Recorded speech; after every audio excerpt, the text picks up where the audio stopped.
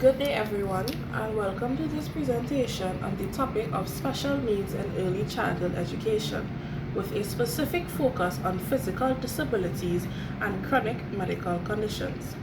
This discussion is especially vital for early childhood educators, families, and all stakeholders involved in creating inclusive, equitable, and supportive environments for our youngest learners. Early childhood is a crucial development stage where cognitive, emotional, physical, and social foundations are laid. When a child has special needs, especially those involving physical disabilities or chronic medical conditions, it is the responsibility of the early childhood setting to provide interventions that are not only supportive but also affirming to the child's right to grow, play, learn, and belong. In this video, we will begin by defining the term special needs and outlining the various categories it encompasses. We will then take an in-depth look at two specific categories, physical disabilities and chronic medical conditions, examining their characteristics, how children with these needs may present in the early childhood classroom, and how they can be effectively supported. We will also explore the crucial role that families play in collaborating with educators to ensure a cohesive support system. Drawing on theories of child development and inclusive education, we will bring into focus the reality of early childhood education in Trinidad and Tobago, examining the state of inclusion, existing challenges, and the steps needed to create a more inclusive future.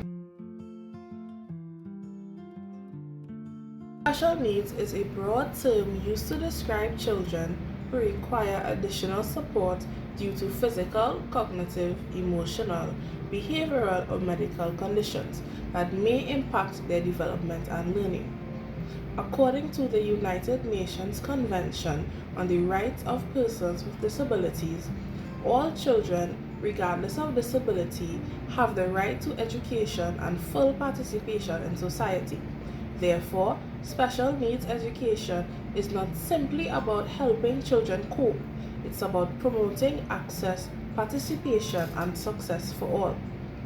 In early childhood education, special needs can fall under several key categories, including physical disabilities, impairments that limit a child's mobility or physical function, sensory impairments, including hearing and visual impairments, intellectual and developmental disabilities, such as Down syndrome or global developmental delays, speech and language disorders, delays in expressive and or receptive language, emotional and behavioral disorders, including attention deficit hyperactivity disorder, ADHD, or oppositional defiant disorder, ODD. Autism spectrum disorders, ASD, a range of neurodevelopmental conditions, and chronic medical conditions, long-term health conditions that require ongoing management, such as asthma, diabetes, and epilepsy. For this video, we will concentrate on physical disabilities and chronic medical conditions, as these are particularly impactful in the early years and present distinct challenges and opportunities for educators and families. Physical disabilities refer to impairments that affect a child's mobility, coordination, stamina, or ability to interact physically with the learning environment. These may be congenital, such as cerebral palsy or spina bifida, or acquired from an injury. Children with physical disabilities may exhibit limited fine or gross motor skills, difficulty with balance or coordination, use of assistive devices like wheelchairs, walkers, or leg braces, fatigue or slower completion of physical tasks, barriers in accessing certain classroom materials or activities. It is important to remember that these challenges may or may not be accompanied by cognitive delays. Many children with physical disabilities have average or above average intellectual abilities. Support for children with physical disabilities must be holistic and developmentally appropriate. Some key strategies include accessibility, ensure the physical space is navigatable. This includes ramps, wide doorways, low shelves, accessible restrooms, and adaptive furniture. Assistive technology, devices such as adapted writing tools, voice output communication aids, or computers can promote independence. Individualized instruction, teachers should modify tasks to suit the child's physical capabilities. For example, using large grip crayons or allowing oral responses instead of written ones. Peer support and inclusion. Foster cooperative activities where all children can participate meaningfully. This encourages social inclusion and peer relationships. Therapy collaboration. Work with occupational and physical therapists to incorporate exercises or accommodations into daily routines. Empathy and awareness. Teach all children about physical differences in a respectful and age-appropriate way to build an inclusive classroom culture. Families play a pivotal role in supporting both the child and the preschool facilitator. Their contributions may include sharing medical and functional information. Families can inform educators about the child's condition, mobility needs, medication, or fatigue patterns. Collaborative planning. Families and educators can co-create individualized educational plans, IEPs, that include goals and strategies tailored to the child. Reinforcement at home. Motor activities and therapeutic routines can be supported at home to reinforce classroom learning. Advocacy. Families can advocate for resources, aids, or physical accommodations that the child may need at school.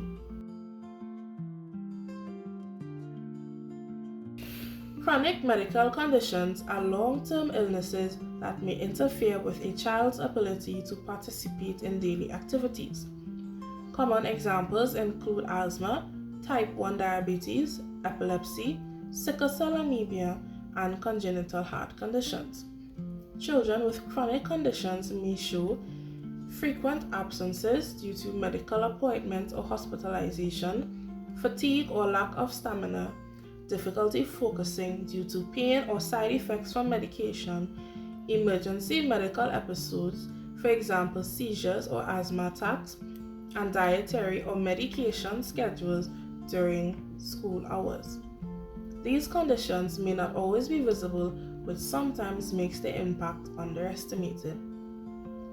Preschool facilitators must be proactive and prepared. Some strategies include health action plans. Every child with a chronic condition should have an individual plan created in collaboration with health professionals and the family, outlining emergency procedures, medication, and contact details. Flexible attendance and learning goals. Children may need modified expectations due to missed days. Keep learning goals realistic and individualized. Creating a safe environment. Remove triggers where possible, for example allergens, and ensure emergency medications like inhalers or EpiPens are easily accessible. Educator preparedness. All staff should be trained to recognize symptoms and respond appropriately, for example, recognizing signs of a seizure or low blood sugar. And promoting self-advocacy. Even in preschool, children can begin learning about their condition and in developmentally appropriate ways.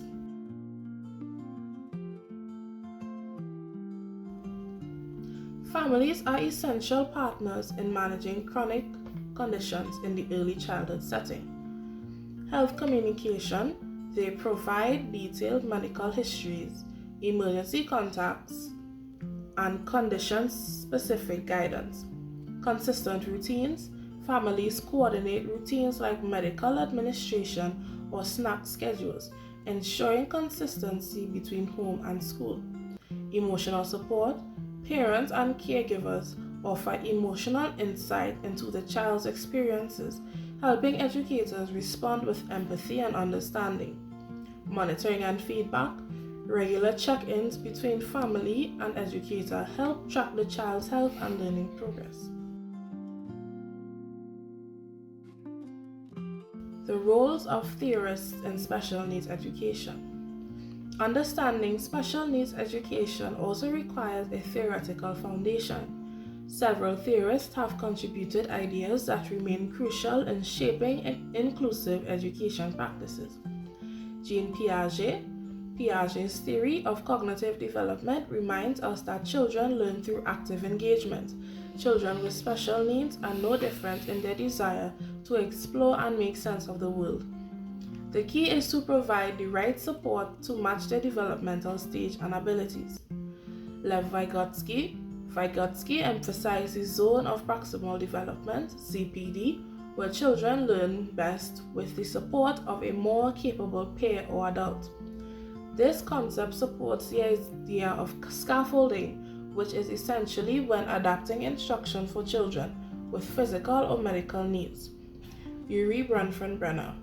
His ecological systems theory reinforces the importance of the child's environment, family, school, community, and healthcare systems in shaping their development. It emphasizes the need for coordinated efforts across all levels of the child's ecosystem. Montessori believed in the individual potential of every child and advocated for environments tailored to each child's needs. Her philosophy of respect, independence, and prepared environment aligns closely with inclusive early childhood practices.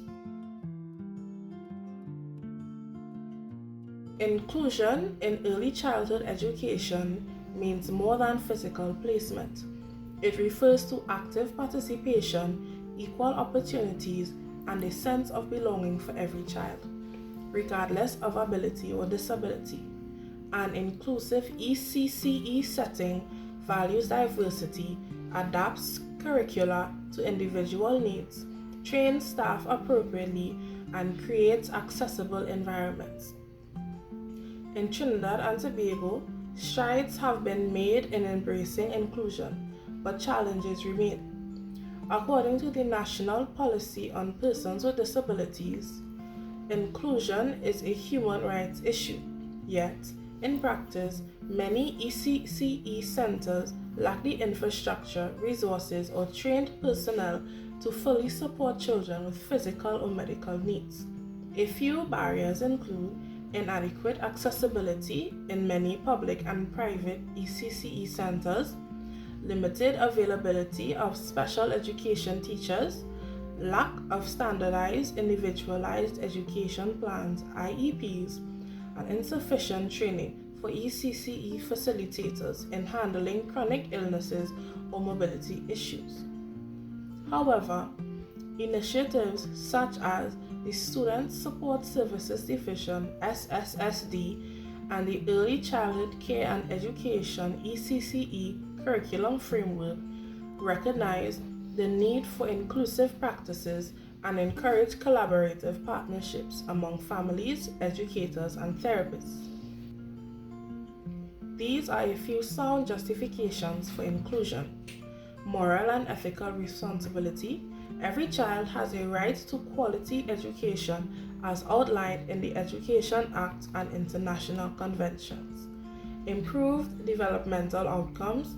Inclusive settings support better social, emotional, and cognitive development for children with and without disabilities. Empowering communities. Inclusion teaches tolerance, empathy, and collaboration from an early age, building a more compassionate society. Global standards. Trinidad and Tobago's commitment to sustainable development goal, inclusive and equitable quality education for all, underscores the urgency of inclusive practices. To move forward, policy enforcement, improved funding, and ongoing professional development are necessary.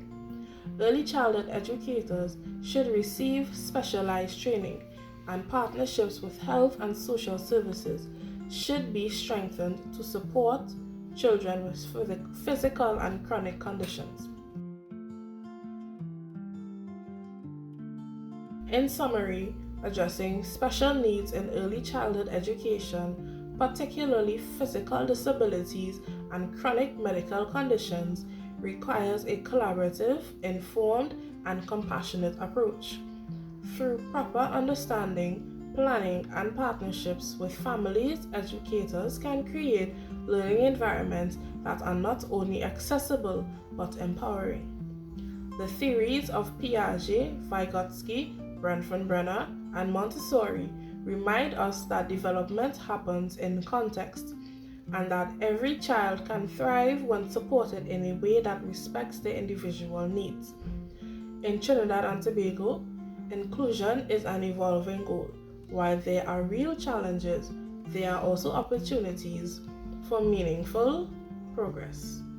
By investing in training, infrastructure, and awareness, we can move toward a future where every child is welcomed, valued, and equipped to flourish.